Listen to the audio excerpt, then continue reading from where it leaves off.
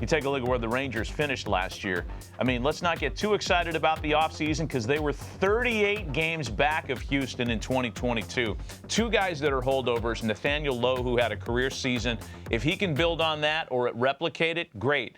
If Adolis Garcia can cut down the strikeouts and still produce the kind of pop he's capable of, great. But the key for me is, with the free agent pitching they brought in, you're taking three right-handers from their rotation last year in Glenn Otto, Dane Dunning, and Jake Odorizzi, and you're moving them into the bullpen. Yeah. Because the expectation is that the top five names on that rotation list, DeGrom, Perez, Gray, Eovaldi, and Heaney, will be the starters. That means your long guys, your relievers, are guys that are really good starting pitchers, Odorizzi, Dunning, and Otto. And you give Bruce Bochy, and that's another big move this offseason. Yes. Give him have that that on kind there. of bullpen depth. And I think the Rangers are vastly improved. Look, this is dangerous. I look at it from an offensive player, right? When you start thinking, where am I getting my hits? I got DeGrom one day. The next day, I got Eovaldi. The next day, I got here comes Martin, whatever his name is, Yeah, Martin. Perez, you got it. And then you got Heaney then the bullpen, what you talked about. But man, where do you get your hits when you're facing the Rangers?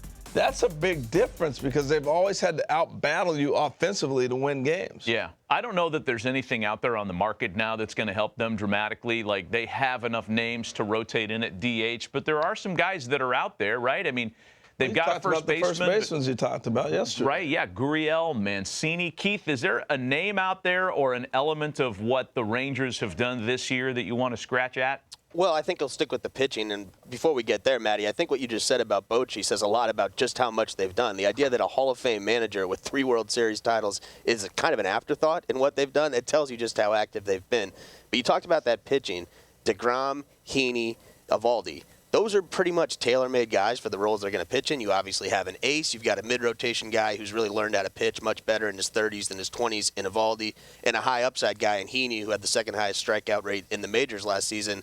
But volatile is a word you could use to describe that group, too, because they all missed significant time last year. So to me, in the short term, it's about staying healthy for that rotation. But you got to like what they did if those guys are able to stay on the field. Yeah, well, I think that's a good point, too. Boch riding back in from retirement. He gets handed this great roster. He's probably beside himself, right? I've lost my mind. Everything he has. That's way. Yeah, You hit it twice. It didn't work. No, there it is. Here it is. I've lost my mind. Yeah, thanks, Boch.